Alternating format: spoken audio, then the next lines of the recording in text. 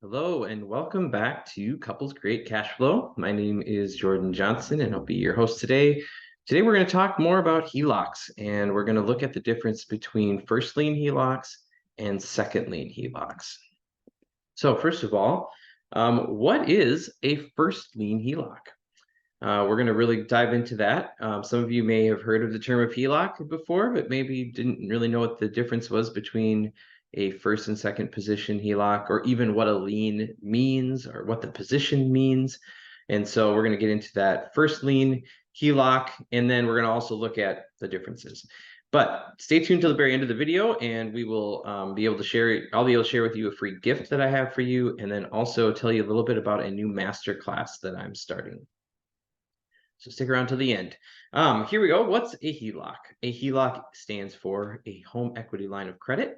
And this is a situation where typically a bank will lend up to about 90% of your loan to value of your primary home. And typically that means if you have a house that's worth, let's say, just to make the math really simple, $100,000, they would give you $90,000 of a line of credit minus whatever your current mortgage is if you're going for a second position HELOC. But basically the idea is they leave about 10% of equity in the value of the home so that it can ride the waves, the ups and the downs of the housing market and the values of your house. That gives the bank a little bit of a cushion in case things do go down. Interest rates will typically float with the prime rate or other benchmark rates, such as treasury bills and other things. It's really dependent upon the lending institution, what they want to use as their primary rate that they kind of track with. And then interest is also calculated on an average daily balance. It is not calculated per month. It is actually calculated per day. And so the idea is as your balance comes down, even daily, it will reduce how much your interests cost are. So then along with that, the tool itself typically has a monthly payment that is only interest costs. There is not a principal charge to it. And so between those two pieces about there being an average daily balance, interest, and that the payments are interest only, the fact that you could get a line of credit that has available funds that you're not being charged interest for until you use them. These are all pieces or characteristics or attributes of a HELOC that you can use to your advantage when you're applying a specific strategy called velocity banking. And we'll get into that a little bit here. But first of all, let's get into this first lien HELOC. First of all, a lien just means that it is the collateral. You're using your house as collateral for the loan that you take out. So a typical purchase, you're using a 30-year, 15-year mortgage. The collateral of the mortgage would be the house. The bank will lend you the money to purchase the house and to own the house and live in the house as long as they are in position to take the house from you as collateral if you stop paying your loan. And so we call that a secured loan. And a lien is a right for that lender to take the property that is being used as collateral. First lien means they are in the primary lending position. So no matter what happens, they would be the ones that would have first right or first access to your property if you stop paying the bills. And the reason why a first lien HELOC is fascinating is because most people out there have a mortgage in their first position. And so it's typically thought of that when you get a HELOC, it's going to default to that second position and that you would be adding a HELOC to your mortgage. Now, maybe you've seen some of my videos. Most of the time when I talk about getting a HELOC, and even with the course that I created about how to get the right HELOC for velocity banking, all of that is assuming that you're going for this second position HELOC. But the first position HELOC actually replaces your mortgage.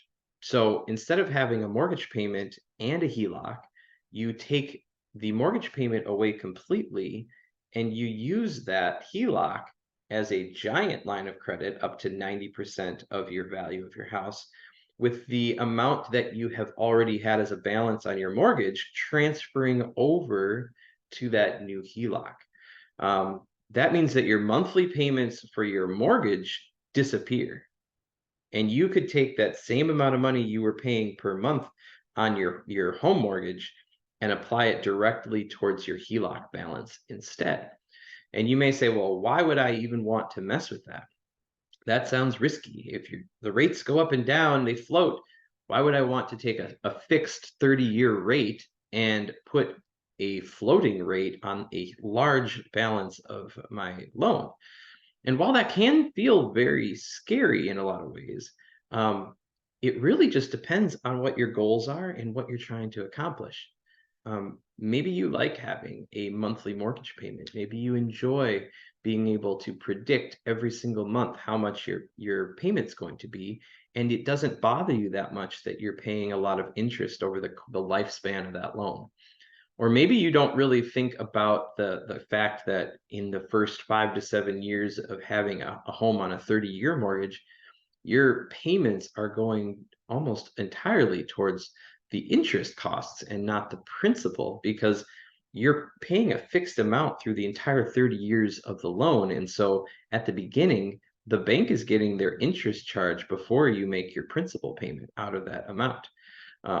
So we are looking for ways of speeding up how fast we can pay off a mortgage or a home and reducing how much we pay in interest fees along the way. So there's a value here because of how the first lien HELOC is structured that can allow you to speed up your home repayment. And one of the things that comes with this first position HELOC is that it can be a safer option for you than having a mortgage and a second lien HELOC. You can also gain access to a larger HELOC limit. Some second position HELOCs will only go up to like $75,000. And while that sounds like a lot of money to those of you who are struggling to make ends meet, I think $75,000, it's not even enough to go make a big investment into a rental property or things like that. So typically, in order to get those larger amounts, you're going to either have to have a paid off home or close to paid off home that you can exceed that, the bank's lending limits, or you need to look at this idea of putting your mortgage or replacing your mortgage with a first lien HELOC. This also creates flexibility in your finances. Your monthly payment is only interest. So if for some reason you experience a job loss or your income varies, you're not going to default on or foreclose on your house because you just need to make the interest payments. You don't have to put all that extra money into your HELOC that you normally would have spent on your housing costs. Now, what I will say is we are always fighting against the urge to spend extra money if we have extra money. And so this whole concept of using HELOCs to speed up the home repayment cycle or to pay off our consumer debts faster or even to invest in real estate or business, we have to have already accomplished this task of not spending every single dollar that we have available to us. And that's going to be a key thing to having a larger HELOC limit, is that, for some people, having a $250,000 line of credit against their house, that would be a very dangerous thing. They could blow that money very quickly purchasing things that are not valuable assets that will produce a way to pay back that loan. But when we look at this from the perspective of the tenets of velocity banking, it can really change your long-term outlook as far as how much interest you're paying for your home and how quickly you can get back some of these payments that you're making every month on things like student loans, credit cards, car loans. Those things are eating up your monthly finances. And so paying those things off by using a HELOC and putting together the strategy where your paychecks actually go into the HELOC so that immediately it reduces your interest costs, you can save thousands, tens of thousands of dollars. Especially if you use this first lien HELOC approach on your primary house. And this is something that I'll talk more about in my masterclass, but we're going to look specifically at the numbers in the masterclass to really see how quickly you can use or pay off your house when using the different methods. So now to also then look at the second lien position, HELOCs, these are the ones where you would actually have two separate debts against your home. If worse, push comes to shove, the first position lender will get paid out prior to the second position lender. So that's why sometimes lending institutions will have limits to how much they will lend for those second position ones. Now, I have actually run into some lenders that will do a second lien HELOC up to 90% of your value as well. So, but typically it can be somewhere between 70 and 80% instead.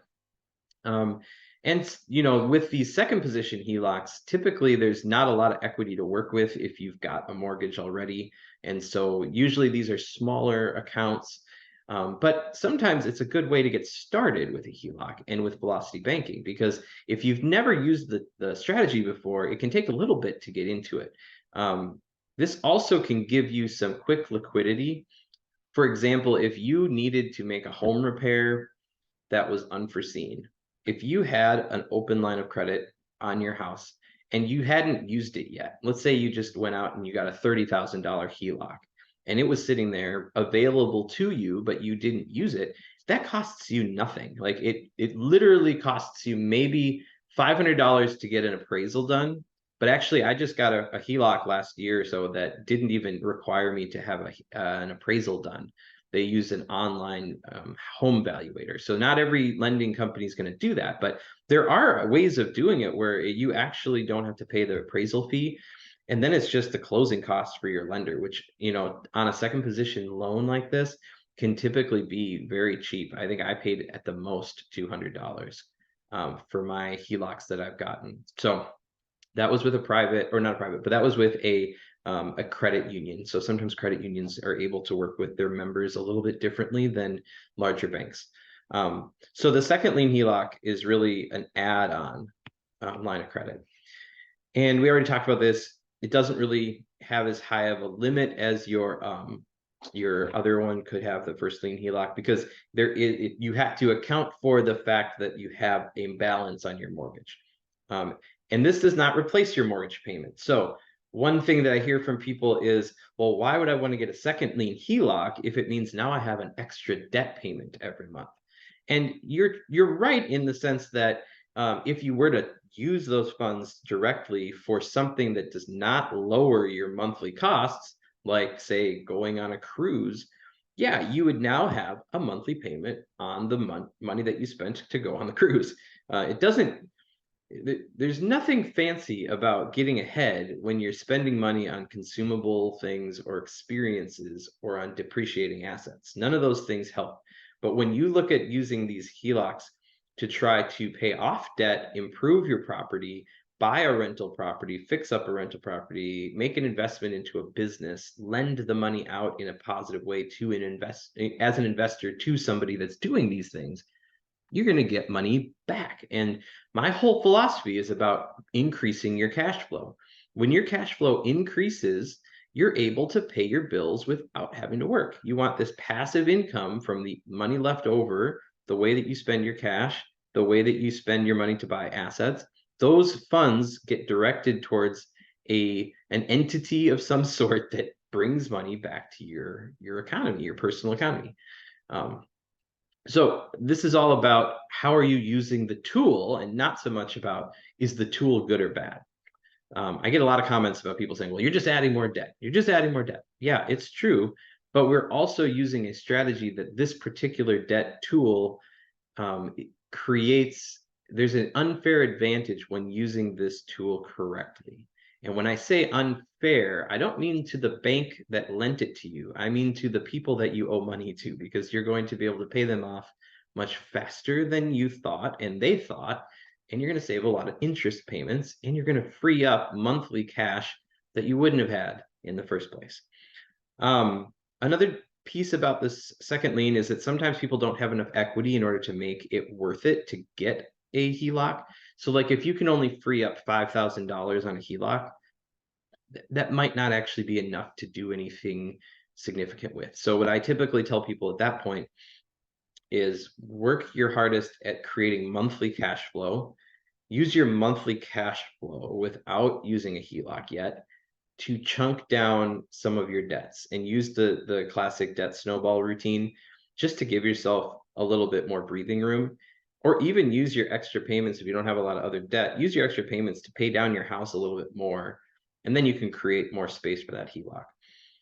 You do need to find the right HELOC to do velocity banking. Sometimes people just go out there and try to see, well, what's the best rate or what's the best one? And they end up getting stuck with one that's clunky and not really easy to do there's a lot of steps that are involved with velocity banking that if you don't do all the steps right, you aren't actually saving as much money as you had hoped.